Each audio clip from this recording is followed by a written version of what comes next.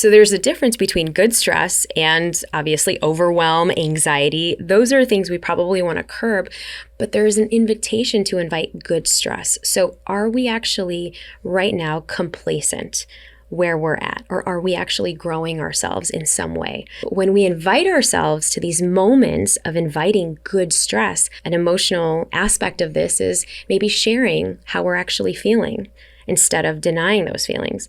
I'm actually feeling hurt that you said that. I'm actually feeling sad right now. I'm actually feeling jealous and I don't know why. I'm actually feeling like I need personal time right now, so I'm not going to say yes to that. And many times this will come up in our interpersonal relationships and our interpersonal dynamics. That is a growth edge for most people. Nobody wants to shake the boat. Nobody wants to have difficult or courageous conversations because it can offend somebody else. And I don't know about you, but I was a former people pleaser for many, many years. So to build good stress in stating my boundaries or stating, actually, no, I don't want you to do that. Actually, no, I'm not going to do that for you. That was a really big thing for me to do. And I think for a lot of people listening, nobody wants to rock the boat because at the end of the day, our truest desires is to be accepted, to be loved, to fit in, to belong. And so instead, we don't speak our truth.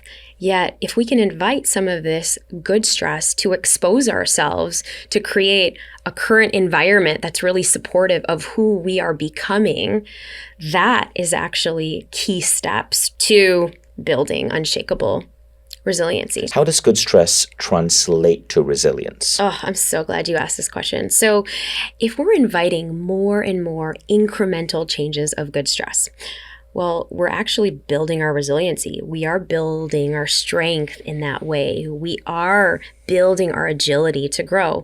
Just take, for example, going to the gym, lifting weights.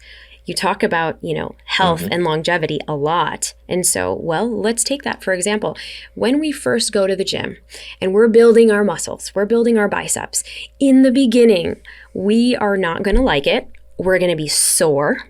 But if we actually stick to those small incremental changes where we are daily showing up and we are growing and we are committing to the intention of growing our muscles, well, guess what? By the end of the 30 days, by the end of the 60 days, you're going to see a resiliency. The heavy weights that you thought that were heavy on day 1, probably on day 30 are going to be a piece of cake, hopefully. So that's what I mean by exposing yourself to the things that we are afraid of. You're right. I like that. It reminds me of what happened just last week with my daughter.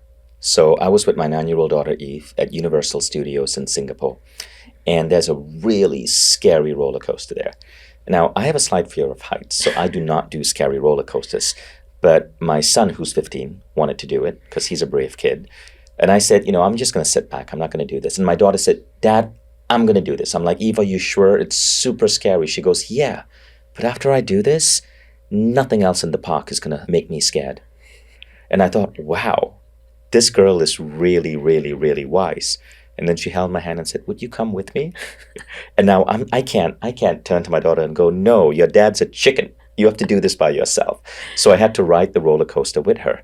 And honestly, it was not scary at all. I was just so in awe at this 9-year-old girl.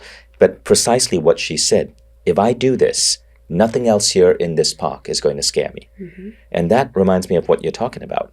Good stress, taking those steps to do things that we fear, that make us uncomfortable because it only makes us stronger. It's leaning to the uncomfortability. You got to ride that roller coaster. Ride it. So good.